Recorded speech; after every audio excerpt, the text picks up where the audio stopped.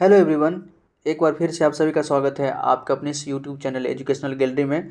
दोस्तों, इस particular video में हम जो है क्लास 10th का एनसीईआरटी केमिस्ट्री का first chapter chemical reactions and equations, इस चैप्टर को हम कंप्लीट करेंगे।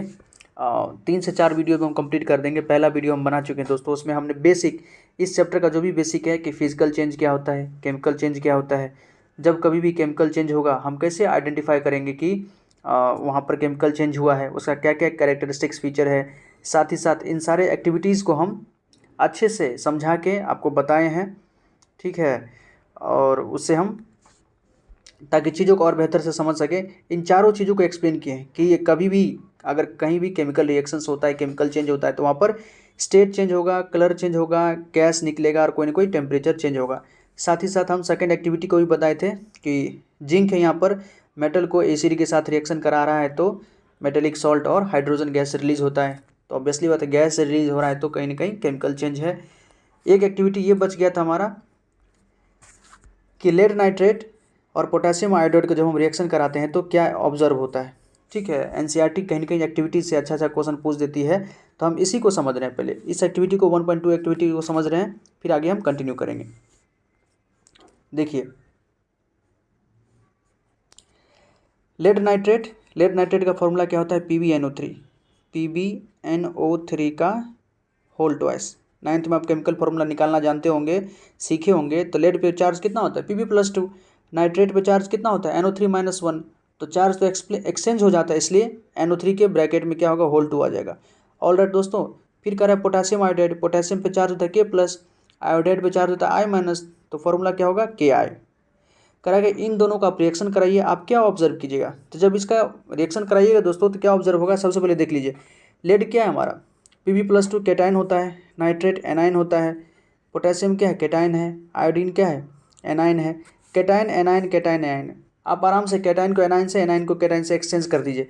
मतलब ये एनाइन जो है इस कैटाइन के साथ था, नाइट्रेट लेड के साथ था, तब नाइट्रेट किसके साथ चला जाएगा, एनाइन है तो कैटाइन के साथ जाएगा, पोटेशियम के साथ चला जाएगा, एक्सचेंज हो जाएगा, ये इसके साथ एक्सचेंज हो जाएगा, ये इसके साथ एक्सचेंज हो जाएगा। इसी का नाम है डबल डिस्प्लेसमेंट रिएक्शन। आगे इसी में हम पढ़ेंगे। लेकिन यही होता है कि ये प्लस वाला है तो इसके माइनस के साथ जाएगा, पोटेशियम लेड प्लस वाला है तो आयोडीन के साथ जाएगा। तो यहाँ बन जाता है Pbi2 प्लस प्लस के साथ हम नीचे लिख रहे हैं, क्या बच गया हमारा, KNO3 पोटेशियम नाइट्रेट, ये दोनों बनता है। जैसे ही लेड आयोडाइड बनता है दोस्तों Pbi2, इसका कलर होता है येलो कलर। येलो कलर का पीपीटी मतलब वाइट, कुछ इनसॉल्युबल सब्सटेंस, वैसा सब्सटेंस जो पानी के अंदर सॉल्युबल नहीं होगा, नीचे बैठ जाता है कंटेनर के अंदर, जो टेस्ट ट्यूब के अंदर करा रहे होते हैं ना, तो येलो कलर का ये नीचे बैठ जाएगा। तो देखिए, जैसे हम रिएक्शन कराएं, कुछ न कुछ रिएक्शन हुआ और येलो सब्सटेंस कुछ बना है तो केमिकल रिएक्शन हुआ है। चेंज इन कलर हुआ है मतलब केमिकल रिएक्शन हुआ है। तो येलो कलर का बनना अपने आप में कह रहा है कि कोई ना कोई यहाँ पर नया सब्सटेंस बना है, मतलब यहाँ पर केमिकल रिएक्शन हुआ है, केमिकल कंपोजिशन चेंज हुआ है। साथ ही साथ पोटेशियम नाइट्रेट भी बना है। ये लेड नाइट्रेट और पोटेशियम आयोडाइड दोनों हमारा क्या होता है, कलरलेस सोल्यूशन होता है। पोटेशियम आयोडाइड येलो पीपीटी होता है, तो कलर चेंज हुआ है मतलब केमिकल रिएक्शन हुआ है।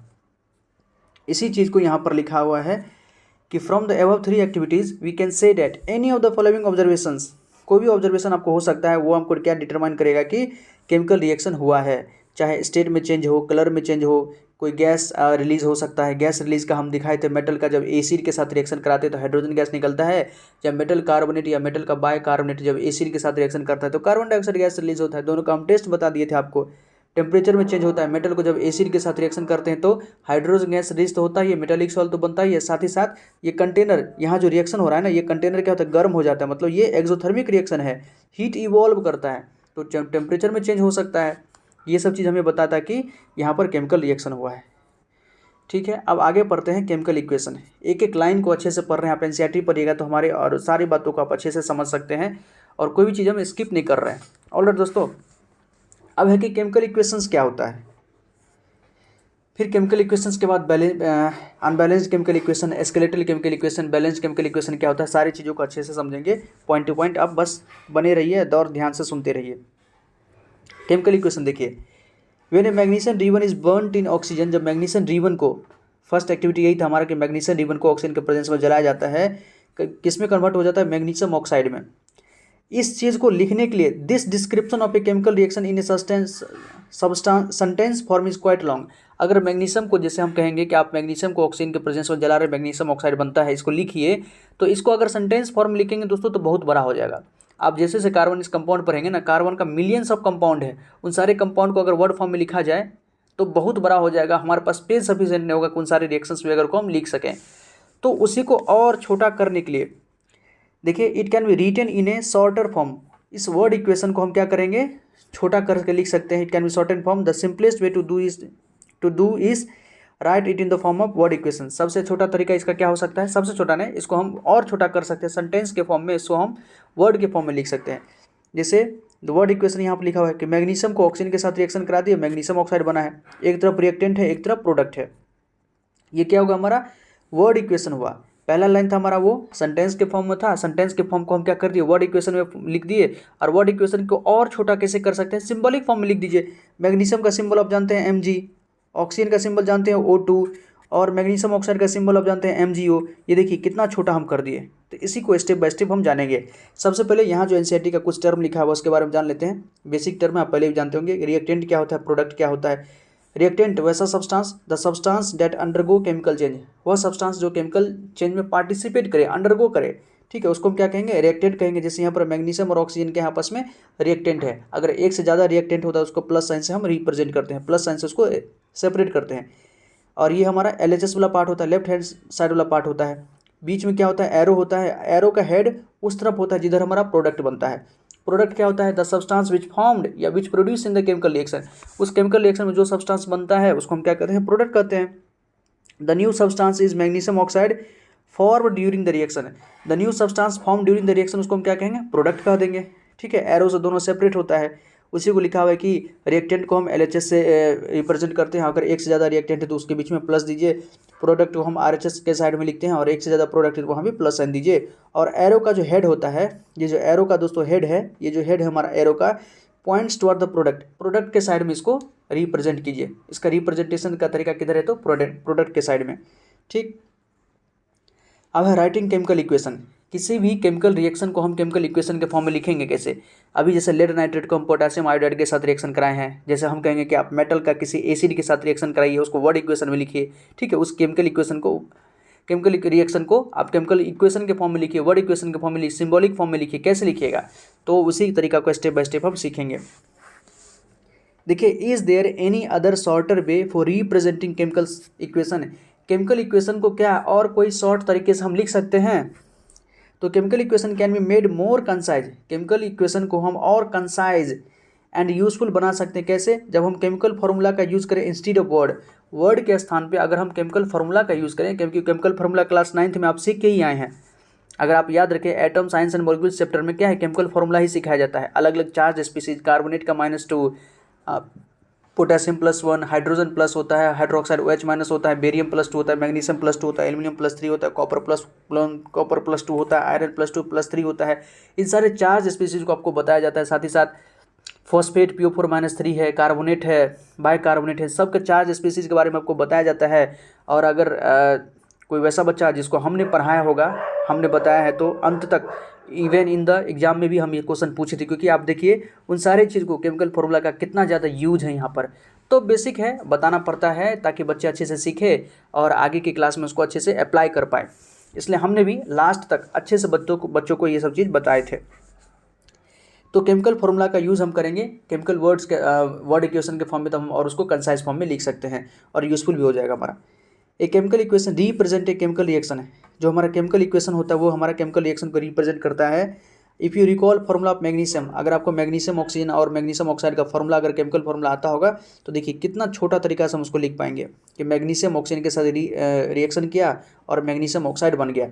बहुत ही ज़्यादा कंसाइज है, छोटा है, साथ ही साथ बहुत ज़्यादा यूजफुल है। एक सिंपल वर्ड हमको बता देता है, ठीक है। एक पूरा सेंटेंस लिखा हो और सिंपल वर्ड में हमको पता चले तो ये ज़्यादा बेनिफिशियल है ना हमारे लिए। मतलब बच्चे को क्यों करें। अब देखिए, count and compare the number of atoms of each element on the LHS and RHS। LHS मतलब ये चीज़ है और RHS में ये चीज़ है। तो LHS में मैग्नीशियम और ऑक्सीजन है। मैग्नीशियम कितना है, 1 है। ऑक्सीजन कितना है, 2 है। मैग्नीशियम का नंबर ऑफ एटम कितना है, 1 है। ऑक्सीजन का नंबर ऑफ एटम कितना है, 2 है। और मैग्नीशियम ऑक्साइड में मैग्नीशियम कितना है, 1 है। ऑक्सीजन भी कितना है, 1 है। तो रिएक्टेंट साइड में 1-2 और प्रोडक्ट साइड में 1-1, ये तो न्याय संगत नहीं हो, जस्टिफुल नहीं हुआ। तो यही है कि यहाँ से आप बैलेंसिंग का कंसेप्ट आ रहा है। Is the number of atoms of each element the same on the both side, arrow के दोनों साइड नंबर ऑफ एटम्स क्या सेम है? इफ यस अगर हाँ then the equation is balanced, अगर ऐसा है, अगर बराबर होगा तो इक्वेशन हमारा बैलेंस्ड होगा, अगर ऐसा नहीं होगा तो इक्वेशन हमारा क्या होगा? अनबैलेंस्ड होगा। ठीक है, because the mass is not the same on the both the side of the equation, अगर नहीं है इसका मतलब मास सेम नहीं है दोनों तरफ। Such a chemical equation is skeletal chemical equation is a skeletal chemical equation for burning of magnesium D1 magnesium in air. तो अनबैलेंस्ड केमिकल इक्वेशन को दोस्तों, जो भी अनबैलेंस्ड केमिकल इक्वेशन होता है उसी को हम क्या कह देते हैं? Skeletal chemical equation as unbalanced, और such a chemical equation is skeletal chemical equation. ठीक है, मतलब अगर पूछे what is skeletal chemical equation, तो अनबैलेंस्ड केमिकल इक्वेशन को ही हम एस्केलेटल केमिकल इक्वेशन कह देते हैं। अब बैलेंसिंग सीखेंगे हम। बैलेंस्ड केमिकल इक्वेशन देखिए कहाँ से स्टार्ट किया है। Recall the law of conservation of mass that you have studied in class 9, Dalton atomic theory जब आप पढ़े होंगे। ठीक है, एटम साइंस एंड मॉलिक्यूल्स में जिस बच्चों को हमने पढ़ा होगा उसको भी होगा, हमने उसको याद भी कराया था। पहला ये डाल्टन एटॉमिक थ्योरी का जो पहला पोस्टुलेट है, मास can neither be created not and destroyed in a chemical reaction, कि मास को ना ही हम क्रिएट कर सकते ना ही डिस्ट्रॉय कर सकते किसी भी केमिकल रिएक्शन में। इसीलिए हम बैलेंस करते हैं कि जितना भी रिएक्टेंट साइड में हम चीज़ लिए हैं, प्रोडक्ट साइड में हमारा उतना ही बनना चाहिए था, इसलिए हम उसको बैलेंस करते हैं।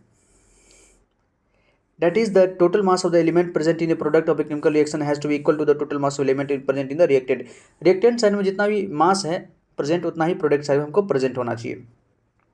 In other words the number of atoms of each element remains same, number of atoms क्या होना चाहिए? सारे एलिमेंट का सेम होना चाहिए किसी भी केमिकल रिएक्शन में, इसलिए हम क्या करते हैं? उसको बैलेंस करते हैं। एस्केलेटल केमिकल इक्वेशन क्या करते हैं? बैलेंस करते हैं। ठीक है, बैलेंसिंग करने का कुछ तरीका यहाँ बताया हुआ है।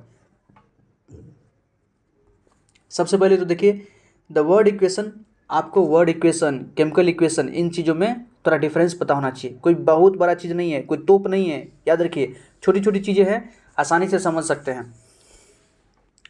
वर्ड के फॉर्म में लिखिए इक्वेशन को तो वर्ड इक्वेशन हो गया, और केमिकल फॉर्मूला के फॉर्म में लिखिए तो केमिकल इक्वेशन हो गया, सिंपल।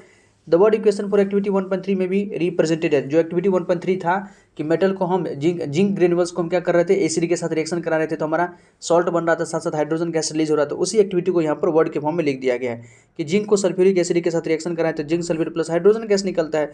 इस एबव वर्ड इक्वेशन को हम केमिकल इक्वेशन के फॉर्म में कैसे लिखेंगे? तो जिंक का फॉर्मूला होता है Zn, सल्फ्यूरिक एसिड का H2SO4, जिंक सल्फेट का ZnSO4 और हाइड्रोजन का H2 हो गया। सिंपल वर्ड इक्वेशन को हम केमिकल इक्वेशन के फॉर्म में लिख दिए। अब क्या कर रहा है कि let us examine the number of atoms of different element, जो अलग अलग एलिमेंट है। यहाँ पर कौन कौन एलिमेंट है? जिंक है, हाइड्रोजन है, सल्फर है, ऑक्सीजन है, इधर भी जिंक है, सल्फर है, ऑक्सीजन है, हाइड्रोजन है। इसकी संख्या आप LHS में मतलब रिएक्टेंट में और प्रोडक्ट साइड में देख लीजिए क्या बराबर है कि नहीं है। देखिए जिंक अगर देखें रिएक्टेंट में तो 1 है, प्रोडक्ट में भी 1 है। हाइड्रोजन रिएक्टेंट में 2 है, प्रोडक्ट में भी 2 है। सल्फर रिएक्टेंट में 1 है, प्रोडक्ट में भी 1 है। ऑक्सीजन रिएक्टेंट में 4 है और प्रोडक्ट में भी 4 है। इसका मतलब जितना संख्या रिएक्टेंट साइड में उतना ही संख्या प्रोडक्ट साइड में। इसका मतलब ये जो इक्वेशन है हमारा बैलेंस्ड केमिकल इक्वेशन है, यहाँ पर कुछ भी बैलेंस करने की नीड नहीं है। As the number of atoms of each element is the same on both the side, दोनों साइड चूंकि सेम है इसलिए ये बैलेंस्ड केमिकल इक्वेशन हमारा हो गया। ऑलराइट, नेक्स्ट देखिए let us try to balance the following chemical equation. अब यहाँ पर एक केमिकल इक्वेशन दे दिया है, कह रहा है कि इसको बैलेंस करके बताइए। आयरन जो है Fe को हम क्या कर रहे हैं? H2O के साथ रिएक्शन करा रहे हैं। लोहा को पानी के साथ रिएक्शन करा रहे हैं तो बनता है Fe3O4। पहले Fe3O के बारे में Fe3O4 के बारे में जानते हैं दोस्तों। ये क्या है हमारा? मैग्नेटिक ऑक्साइड भी इसको बोलते हैं, मैग्नेटिक ऑक्साइड। आप लिख लीजिए मैग्नेटिक ऑक्साइड, या इसका सबसे बढ़िया नेम क्या है तो मैग्नेटाइट। मैग्नेटाइट क्या होता है ना? आयरन का एक ओर होता है, अयस्क होता है। अयस्क क्या होता है कि वैसा सब्सटेंस जिससे हम आयरन को एक्सट्रैक्ट करते हैं पृथ्वी में ना। आप जानते होंगे कि जो भी मिनरल्स वगैरह है या जो भी हम एलिमेंट वगैरह देखते हैं या मेटल्स नॉन मेटल देखते हैं, अधिकतर जो मेटल है ना हमको नेचर में एज इट इज़, लोहा कहीं नीचे धरती के नीचे रखा नहीं हुआ है कि वहाँ गए लोहा निकाल लिए और वहाँ उसका हम ब्रिज बना लिए, उसका हम ग्रिल बना लिए, ऐसा नहीं होता है। लोहा है, सोना है, चांदी है, तांबा है, जितना भी आप खान जानते हैं, चाहे ये शाहरुख खान सलमान खान नहीं, खान मतलब हम माइन की बात कर रहे हैं। कोल माइन हो सकता है, डायमंड माइन हो सकता है, गोल्ड माइन हो सकता है। KGF के बारे में आप जानते हो। KGF में क्या था? KGF में आप देखते होंगे, अगर मूवी देखे होंगे तो ज़मीन के नीचे जाके बड़ा बड़ा चट्टान को खोदता है और चट्टान को तोड़ के लाता है, फिर उसको फैक्ट्रीज में ले जाता है, फिर वहाँ से गोल्ड निकालता है। कोलार गोल्ड फील्ड जो था, ठीक है, यही था ना। उसी प्रकार से आयरन का भी माइन है, आयरन का माइन है, बॉक्साइट जैसे एल्यूमिनियम का माइन होता है, मध्य प्रदेश में है, छत्तीसगढ़ में है, झारखंड में है, यहाँ पर क्या है, इन सब चीज़ों का माइन है। तो पत्थरों को तोड़ कर लाते हैं और उसका फिर फैक्ट्री में ले जाकर उसका एक्सट्रैक्शन करते हैं। मेटलर्जी एक डिपार्टमेंट है, लोग इसे पीएचडी वगैरह करते हैं, करोड़ों का कारोबार है ये, ठीक है। तो मैग्नेटाइट क्या होता है, लोहा का पत्थर होता है, कह सकते हैं पत्थर ही होता है जिसको यूज़ करके हम उससे लोहा निकालते हैं। मतलब इसमें मैग्नेटिक आयरन का जो प्रॉपर्टी होता है, इसमें आयरन बहुत ज़्यादा होता है।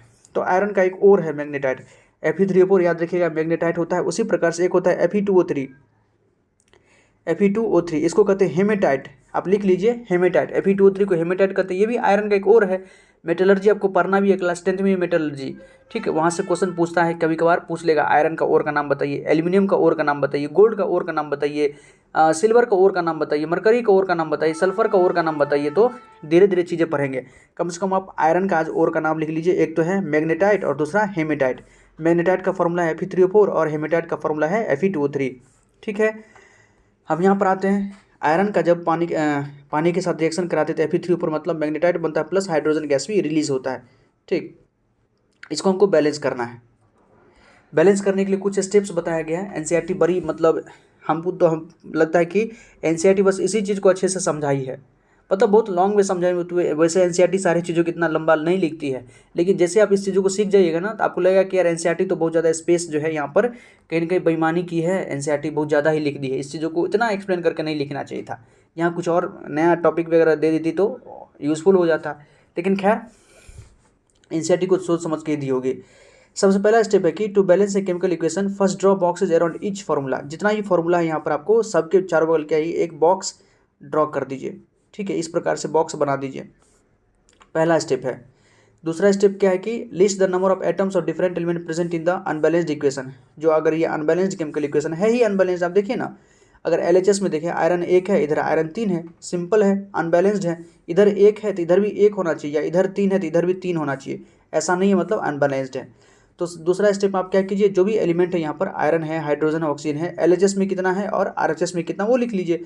जैसे आयरन एलएचएस में 1 है, आरएचएस में 3 है, लिख दिए। हाइड्रोजन एलएचएस में 2 है और इधर 2 है, ये लिख दिए। ऑक्सीजन एलएचएस में 1 है, यहाँ पर 4 है, वो लिख दिए।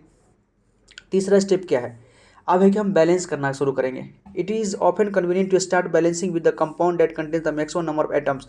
बच्चे के मन में होता है कि हम कहाँ से बैलेंसिंग शुरू करें, किससे स्टार्ट करें, शुरुआत कहाँ से करें, पहला मतलब कदम कहाँ पर उठाएं, ठीक है। पहला बार अगर शुरू हो जाता है कोई चीज़ तो फिर उसके बाद तो आप जानते ही हैं कि चीज़ें नॉर्मली आसानी से थोड़ा चलने लगती है, स्टार्ट करने भर में देरी होती है। तो एनसीईआरटी कहता है कि शुरू वहाँ से करें जिसका नंबर ऑफ एटम्स मैक्सिमम हो, मतलब जिसकी संख्या सबसे ज़्यादा हो उसी को शुरू कीजिए। जैसे यहाँ पर देखिए ऑक्सीजन यहाँ पर 4 है और कहीं पर 4 ऑक्सीजन नहीं है, मतलब सबसे ज़्यादा संख्या किसका है, ऑक्सीजन का है प्रोडक्ट साइड में। ये चीज़ अब आपको प्रोडक्ट में और रिएक्टेंट किधर भी मिल सकता है, ऐसा नहीं है कि प्रोडक्ट में ही जो इसकी संख्या सबसे ज़्यादा हो वहीं से शुरू करेंगे, नो नो, किधर भी कभी कभार रिएक्टेंट साइड में कोई ऐसा एलिमेंट हो जाएगा जिसकी संख्या ज़्यादा हो, तो वहाँ से आप शुरू कर सकते हैं। तो देखिए यहाँ पर ऑक्सीजन 4 है, इधर ऑक्सीजन तो 1 है, तो इस ऑक्सीजन को आपको 4 बनाना है। इसको 4 बनाने के लिए क्या कीजिएगा, H2O के आगे H2O का आगे 4 से मल्टीप्लाई कर दीजिए। ये 4 क्या हो गया, ये 4 मतलब कह रहा है कि H2O में हम 4 से मल्टीप्लाई कर दिए हैं। तो ये जो ऑक्सीजन है, अब यहाँ 1 ऑक्सीजन था लेकिन इसके आगे 4 मल्टीप्लाई हो गया, मतलब यहाँ पर ये भी 4 ऑक्सीजन हो गया, ये ऑक्सीजन हमारा 4 हो गया है, ठीक है। तो जैसे ऑक्सीजन बैलेंस हुआ, अब दूसरा क्या कीजिए, जो अनबैलेंस चीज़ है उसको बैलेंस कीजिए। यहाँ पर जैसे बता दें 1 × 4 कर दिए, यहाँ पर 1 था, H2O में 1 ऑक्सीजन था, यहाँ से 4 से मल्टीप्लाई कर दिए, 4 हो गया। नेक्स्ट देखिए स्टेप 4 में अभी भी आयरन और हाइड्रोजन हमारा बैलेंस नहीं है, iron hydrogen atoms are still not balanced. अभी भी जो हमारा आयरन है और हाइड्रोजन है ये अभी बैलेंस नहीं है। इधर 1 आयरन है, इधर 3 आयरन है, इधर 8 हाइड्रोजन हो गया, इधर 2 ही हाइड्रोजन है, तो ये बैलेंस नहीं। इसको बैलेंस करने के लिए क्या कीजिए, किसी एक को उठा लीजिए। Let us balance hydrogen atom, hydrogen atom को आइए बैलेंस कर लेते हैं। इधर कितना हाइड्रोजन हो गया, 2 हाइड्रोजन तो यहाँ पहले से था लेकिन आप 4 से मल्टीप्लाई किए तो ओवरऑल इधर 8 हाइड्रोजन हो गया, इधर भी आपको 8 करना है, तो इस H2 से पहले 4 से मल्टीप्लाई कर दीजिए। इधर भी 4 दूना 8 हाइड्रोजन हो गया, तो हाइड्रोजन भी बैलेंस और आपका ऑक्सीजन भी बैलेंस। अब क्या बचा, आयरन बचा है ना, इधर 3 आयरन है, इधर 1 आयरन है, यहाँ 3 से मल्टीप्लाई कर दीजिए, आयरन भी आपका बैलेंस हो गया। तो बड़ा ही सिंपल होता है। इसके बाद हम जो क्वेश्चन करेंगे ना, आपको लगेगा कि तो लल्लू है, जो एनसीईआरटी इतना मतलब तामझाम किए हुआ है। वही है कि पार्शियली बैलेंस्ड ऑक्सीजन, पहले क्या हाइड्रोजन को बैलेंस कर दिया था, फिर ये स्टेप हुआ, फिर हाइड्रोजन को बैलेंस करने के बाद अब क्या करेगा, आयरन को 3 से मल्टीप्लाई किया, यहाँ पर आयरन को 3 से मल्टीप्लाई कर दिया है, इधर 3 था ही, तो आयरन भी हमारा बैलेंस्ड हो गया। तो इस प्रकार से ये हमारा बैलेंस्ड केमिकल इक्वेशन है। देखिए 3 आयरन इधर है, 3 आयरन इधर, 3 आयरन इधर हो गया। हाइड्रोजन कितना हो 4 दूना 8, यहाँ हाइड्रोजन 4 दूनी 8 हो गया। ऑक्सीजन कितना हो गया 1 गुने 4, 4 ऑक्सीजन इधर हो गया, इधर भी O4 मतलब 4 ऑक्सीजन है। तो ये हमारा बैलेंस केमिकल इक्वेशन है। और इस बैलेंसिंग का ये जो तरीका था, प्रोसेस था, इसको हम कहते हैं हीट एंड ट्रायल मेथड। आपसे पूछ सकता है एग्जाम में कि कोई रिएक्शन दे दिया, कहेगा हीट एंड ट्रायल मेथड से इसको बैलेंस करके बताइए, तो सिंपल आप ऐसे ही बैलेंस कर देंगे, कोई बड़ी चीज़ नहीं थी। हम एक बार सारे स्टेप्स को रिकॉल कर देते। सबसे पहला स्टेप था कि किसी भी रिएक्शन को आपको बैलेंस करना है ना, तो सबसे पहले उसे केमिकल वर्ड इक्वेशन को लिखिए। वर्ड इक्वेशन के बाद उसको केमिकल इक्वेशन के फॉर्म में लिखिए, मतलब सिंबॉलिक फॉर्म में लिखिए। उसको घेर दीजिए। घेरते हैं इसलिए ताकि आप उसके फॉर्मूला के साथ किसी प्रकार से छेड़छाड़ ना करें। तीसरा स्टेप क्या था, जो भी एलिमेंट है वो सारे एलिमेंट को सेपरेटली LHS और RHS में देख लीजिए, उसका संख्या कितना कितना है वो लिख दीजिए। फिर अब बैलेंसिंग करना स्टार्ट करेंगे। बैलेंसिंग कहाँ से शुरू करें, तो जिसकी संख्या सबसे ज़्यादा हो, आइदर रिएक्टेंट साइड या प्रोडक्ट साइड में किसी भी एलिमेंट का संख्या सबसे ज़्यादा हो, उसी से बैलेंस करना शुरू कर दीजिए। मान लीजिए एक तरफ ज़्यादा है दूसरी तरफ कम है, तो दूसरी तरफ जितना कम है उसे मल्टीप्लाई कर दीजिए, ठीक है, वो अपने आप ज़्यादा हो जाएगा। फिर जो बचेगा उस सबको बैलेंस करना शुरू कर दीजिए बारी बारी से। हीट एंड ट्रायल मेथड से आप बैलेंस कर सकते हैं। इस प्रकार से हमारा बैलेंसिंग कंप्लीट हो जाता है।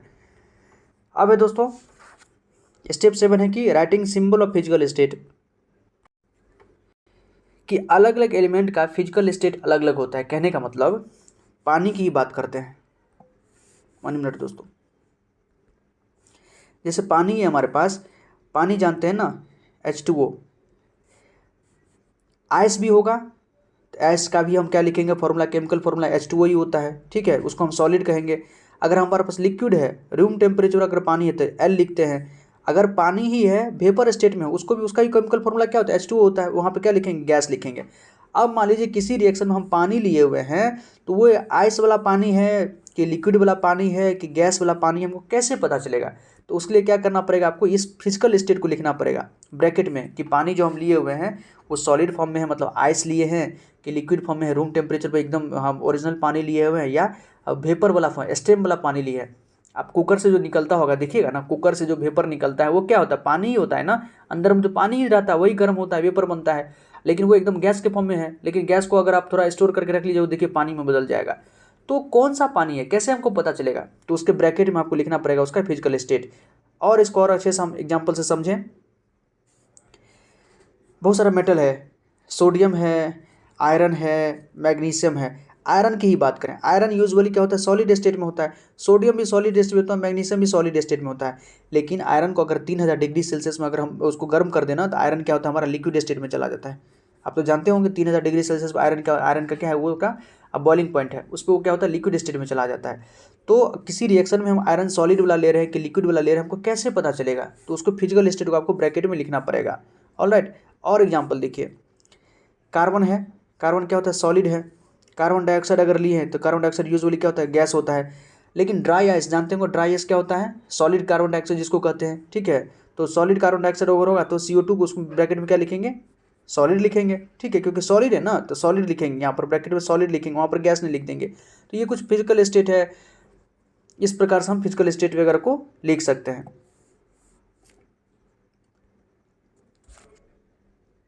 इसी चीज़ को यहाँ पर बताया गया है, अच्छे से हम बता देते हैं।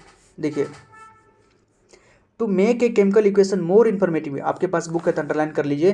किसी भी केमिकल इक्वेशन को ज़्यादा इन्फॉर्मेटिव बनाने के लिए the physical state of the reactant and product are mentioned along with their chemical formula.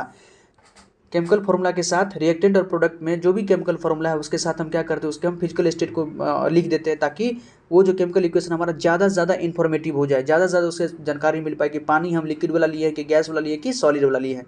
All right, the gases liquid aqueous and solid state of reactant and product are represented. जैसे gases state में कोई चीज़ है तो G लिखेंगे, liquid में है तो L लिखेंगे, एक्वस में कोई चीज़ है AQ लिखेंगे, सॉलिड में है तो S लिखेंगे। अब देखिए एक्वस शब्द का यूज़ कहाँ पर करेंगे, एक्वस, एक्वस मतलब पानी। The word aqueous is written if the reactant और product is present as a solution in water. Aqueous शब्द का तब यूज़ करेंगे जब रिएक्टेंट साइड या प्रोडक्ट साइड में जो भी चीज़ है प्रेजेंट है, अगर वो पानी के साथ सॉल्यूशन के फॉर्म में है। सॉल्यूशन में क्या होता है, पानी एक सॉल्वेंट हो और हमारा जो भी सॉल्यूट है वो है, अगर पानी के अंदर वो डिजुअल सॉल्युबल फॉर्म में, तो उसको क्या कहेंगे सॉल्वे मतलब एक्वस फॉर्म में कहेंगे या सॉल्यूशन कहेंगे। जैसे पानी में आप नमक को घोलते हैं, NaCl को अगर हम पानी में घोल दिए दोस्तों तो यहाँ क्या होता है, NaCl हमारा एक्वस हो जाता है, ये NaCl हमारा एक्वस हो जाता है। मतलब एक्वस लिखने का मतलब जो नमक है ना हमारा वो पानी के अंदर पूरी तरह से सॉल्यूबल है। तो कोई भी चीज़ पानी के अंदर सॉल्यूबल हो जाता है या पानी के साथ सॉल्यूशन के फॉर्म में रहता है तो हम एक्वस शब्द का यूज़ करते हैं। सिंपल है, ये सब चीज़ें हम लिख सकते हैं। अब देखिए वो जो बैलेंस्ड केमिकल इक्वेशन था, अभी जो हम आयरन का पानी के साथ रिएक्शन करा रहे थे Fe3O4 और हाइड्रोजन गैस निकल रहा था, उसको और इन्फॉर्मेटिव बनाने के लिए उसका सबका फिजिकल स्टेट लिख दिया है। जो आयरन हम वहाँ पर लिए हैं वो सॉलिड फॉर्म में लिए हैं, गैस पानी जो लिए है वो गैसेस फॉर्म में है। आप देखिए डायरेक्ट लिक्विड वाला पानी के साथ रिएक्शन नहीं करता है, यहीं ध्यान से देख लीजिए।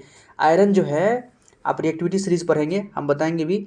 कना का मांगे आलू, कना का मांगे आलू, जानू लोहे पे बैठी है, तांबा चांदी सोना, ये हम बताएंगे। तो देखिए ये जो पोटेशियम है, सोडियम है, कैल्शियम है, ये हाईली रिएक्टिव मेटल होता है। ये ठंडे पानी के साथ रिएक्शन कर लेता है, मतलब कोल्ड वाटर में भी आसानी से रिएक्शन कर लेता है। मैग्नीशियम हो गया, ये क्या करता है, गर्म पानी के साथ रिएक्शन करता है। एल्यूमिनियम है, जिंक है, आयरन है, ये सब स्टीम के साथ करता है, एकदम बॉइलिंग वाटर के साथ रिएक्शन करता है। ठीक है, जितना नीचे जाएंगे रिएक्टिविटी इसका कमते जाता है, तो ये सब बॉइलिंग वाटर के साथ रिएक्शन करता है, स्टीम के साथ रिएक्शन करता है। इसलिए यहाँ पर गैस लिखा हुआ है। गैस का मतलब पानी भयंकर गर्म है, आपका वो जो कुकर वाला पानी है, कुकर में से जो वेपर निकलते रहता है वो वाला पानी है, ध्यान से देखिए। ठीक है, तो ये रिएक्टिविटी सीरीज बताएंगे, कना का मांगे आलू, जानू लोहे पे बैठी है, तांबा चांदी सोना, ये बताएंगे आपको। तो यहाँ फिजिकल स्टेट पानी का गैस लिखा मतलब स्टे मैकेनिकल। तो यहाँ पर बनता है हमारा Fe3O4 मैग्नेटाइट सॉलिड फॉर्म में होता है और हाइड्रोजन तो गैस होता है, गैस निकल जाता है बाहर में। Usually physical state are not included in chemical equation unless it is necessary to specify them. बड़ी सुंदर लाइन लिखा है कि फिजिकल स्टेट यूजुअली नहीं लिखा रहता है, अमूमन नहीं लिखा रहता है, लेकिन जब तक अगर स्पेसिफाई नहीं करे आपको लिखने के लिए तब तक मत लिखिए। अगर कहे कि नहीं फिजिकल स्टेट भी लिखना है तो आप आराम से लिख दीजिए, कोई बड़ी बात नहीं है। ठीक है, किसका क्या लिखे, मतलब कैसे पता चलेगा कि फलना चीज़ सॉलिड में है, फलना चीज़ लिक्विड में है या फलना चीज़ गैसेस फॉर्म में है। तो देखिए अधिकतर जो मेटल होता है ना वो सॉलिड फॉर्म में होता है। सोडियम ले, मैग्नीशियम ले, एल्यूमिनियम ले, आयरन ले, जिंक ले, ये सब क्या होता है, सॉलिड फॉर्म में होता है। बस एक्सेप्ट मरकरी, अगर मरकरी का कहीं यूज़ करना पड़ेगा, मरकरी क्या मेटल है रूम टेम्परेचर, वो लिक्विड फॉर्म में होता है। तो जब भी Hg आ जाएगा, मरकरी आप लेंगे तो ब्रैकेट में आप लिक्विड लिख दीजिए, बाद बाकी सारे मेटल के केस में आप सॉलिड लिख सकते हैं। नॉन मेटल के केस में कार्बन, अगर कोयला वाला कार्बन है तो सॉलिड लिखिए। क्लोरीन लिख रहे हैं तो क्लोरीन क्या होता है, गैस के फॉर्म में होता है, Cl2 लिख दीजिए। ब्रोमीन अगर लिख रहे हैं, ब्रोमीन क्या होता है, Br2 लिक्विड फॉर्म में होता है। जैसे मेटल, एकमात्र मेटल जो रूम टेम्परेचर पर लिक्विड हो वो आपका क्या होता है, मरकरी होता है। उसी प्रकार से एकमात्र नॉन मेटल जो रूम टेम्परेचर पर लिक्विड स्टेट में हो क्या होता है, हमारा ब्रोमीन वाटर होता है, Br होता है। ठीक है, तो ये लिक्विड ब्रोमीन में याद रखिए, लिक्विड क्लोरीन गैस हो गया, फ्लोरीन गैस हो गया, नाइट्रोजन गैस हो गया, ऑक्सीजन गैस हो गया, कार्बन सॉलिड हो गया। तो इस प्रकार से नॉन मेटल जो है सॉलिड, लिक्विड, गैस तीनों फॉर्म में मिलता है, आसानी से लिखा जा सकता है, कोई बड़ी बात नहीं है। फिर है समटाइम्स द रिएक्शंस कंडीशंस, कभी कभार को रिएक्शन की कुछ कंडीशंस होती है, जैसे टेम्परेचर हो गया, कुछ प्रेशर, स्पेशल प्रेशर होता है, कोई कैटलिस्ट होता है, इन सब चीज़ों का भी हम रिएक्शन में यूज़ करते हैं। आर इंडिकेटेड एबव और बिलो द एरो, एरो जहाँ जो है ना, एरो, इस एरो के या तो ऊपर या नीचे लिखते हैं कुछ कंडीशंस, मतलब रिएक्शंस को कराने के लिए जो कुछ कंडीशंस है वो भी लिखते हैं। जैसे कार्बन मोनोऑक्साइड है, इसको हाइड्रोजन के साथ रिएक्शन कराएं 340 ATM, मतलब एटमॉस्फेरिक प्रेशर हमारा कितना 340 है, तो बनता है हमारा मेथनॉल। CH3OH को मेथनॉल कहते हैं। मेथनॉल क्या होता है, लिक्विड होता है, अल्कोहल होता है ना तो लिक्विड होता है, तो ये बनता है। तो यहाँ पर एटमॉस्फेरिक प्रेशर के बारे में बता रहे कि 340 ATM पे ही ये रिएक्शन करेगा। साथ ही साथ 6CO2 12H2O ये क्या हमारा फोटोसिंथेसिस का रिएक्शन है। वहाँ पर क्या कंडीशन है कि सनलाइट होना चाहिए, क्लोरोफिल होना चाहिए। फोटोसिंथेसिस तो दिन के समय ही होता है तो सनलाइट नेसेसरी है, तो एरो को हम सनलाइट लिख दिए और नीचे क्लोरोफिल लिख दिए, क्लोरोफिल के प्रेजेंस में ही होगा। ठीक है, तब जाके हमारा ग्लूकोज बनता है, CO2 बनता है और पानी रिलीज होता है। तो ये कुछ स्पेसिफिक कंडीशन है, उसको हम एरो पे लिख देते हैं ताकि रिएक्शन और हमारा स्पेसिफिक हो जाए और इन्फॉर्मेटिव हो जाए। अब देखिए कि ये कुछ इनटेक्स्ट क्वेश्चन है, बड़ा ही आसान है, आप इसको लिखा जा सकता है। पहला कि why should A magnesium ribbon be clean before burning in air. Magnesium ribbon को जलाने से पहले हम उसको क्लीन क्यों करते हैं, तो मैग्नीशियम क्या हाईली रिएक्टिव मेटल होता है, एयर में प्रेजेंट ऑक्सीजन के साथ रिएक्शन करके मैग्नीशियम ऑक्साइड बना लेता है। तो इसी मैग्नीशियम ऑक्साइड को हम सैंड पेपर से रगड़ देते ताकि ऑक्सीजन यहाँ से क्लियर हो जाए और फिर छुच्छे हमारा मैग्नीशियम बचे ताकि हम उसको आसानी से रिएक्शन करा पाए।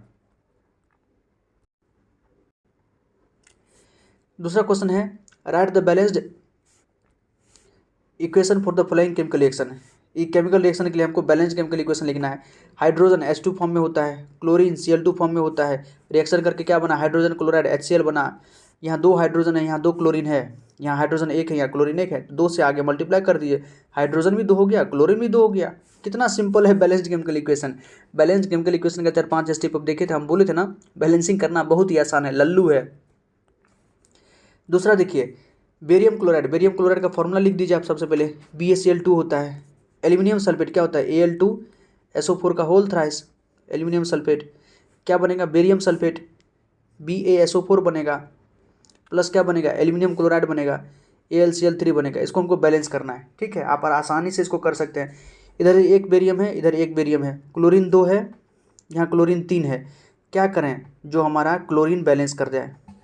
एल्यूमिनियम यहाँ पर हमारा 2 है, यहाँ एक एल्यूमिनियम है, अगर यहाँ से हम 2 से मल्टीप्लाई कर देते हैं, यहाँ पर 2Al कर दिए तो एल्यूमिनियम हमारा यहाँ पर 6 हो गया। तो यहाँ 3 से मल्टीप्लाई कीजिए 3Bl, यहाँ अगर हमको तो यहाँ भी 3 से मल्टीप्लाई करेगा, 3 बेरियम हो गया, सल्फर भी 3 हो गया, यहाँ कितना सल्फर है, 3 सल्फर है। ऑक्सीजन कितना हो गया हमारा 4, यहाँ है 3, 4 तिया 12 ऑक्सीजन, यहाँ हो गया 4 तिया 12 ऑक्सीजन, यहाँ पर है हमारे पास एल्यूमिनियम 2 हो गया, क्लोरीन 3 क्लोरीन, 3 क्लोरीन यहाँ 2 यहाँ से मल्टीप्लाई हो 3 दूना 6 हो गया। सारा चीज़ अब बैलेंस है, मतलब 3BaCl2 Al2SO4 का होल थ्राइस से रिएक्शन करेगा तो 3BaSO4 प्लस 2AlCl3 बनेगा, सिंपल। फिर है सोडियम को वाटर के साथ रिएक्शन करते हैं तो सोडियम हाइड्रोक्साइड और हाइड्रोजन बनता है, सोडियम। फिजिकल स्टेट नहीं कहेगा तो नहीं लिखेंगे, कहेगा तो लिख देंगे, जैसे यहाँ पर लिखते हैं दोस्तों। फिजिकल स्टेट सोडियम क्या होता है, सॉलिड होता है, वाटर क्या होता है, H2O लिक्विड होता है, लिख दीजिए। क्या बनेगा, NaOH plus hydrogen gas. Balance कीजिए ना, इधर एक सोडियम इधर भी एक सोडियम, कोई बात नहीं। हाइड्रोजन यहाँ पर 2 है, यहाँ पर हाइड्रोजन कितना हो गया 2, 1 3 हाइड्रोजन हो गया, ठीक है। तो हाइड्रोजन को बैलेंस कीजिए, इधर एक ऑक्सीजन है, इधर भी एक ऑक्सीजन है, लेकिन हाइड्रोजन ही एकमात्र बैलेंस नहीं था, हाइड्रोजन को बैलेंस कर दीजिए। अगर यहाँ हम 2 से मल्टीप्लाई कर देते हैं, H2O से पहले 2 से मल्टीप्लाई कर दिए तो देखिए इधर हाइड्रोजन कितना हो गया 4 हो गया, यहाँ 2NaOH कर दीजिए तो 2 हाइड्रोजन इधर 2 हाइड्रोजन 4 हाइड्रोजन तो हमारा बैलेंस हो गया। लेकिन सोडियम 2 हो गया तो 2 सोडियम तो आसानी से क्या जाता है, यहाँ 2 से मल्टीप्लाई कर दीजिए, यहाँ 2 से मल्टीप्लाई कर दीजिए, 2 सोडियम हो गया हमारा। अब हर चीज़ देखिए बैलेंस हो गया। हाइड्रोजन यहाँ गैस है, एरो दिखा दीजिए, सोडियम हाइड्रोक्साइड एक्वस सॉल्यूशन होता है, यहाँ एक्वस लिख दीजिए, कितना सिंपल है।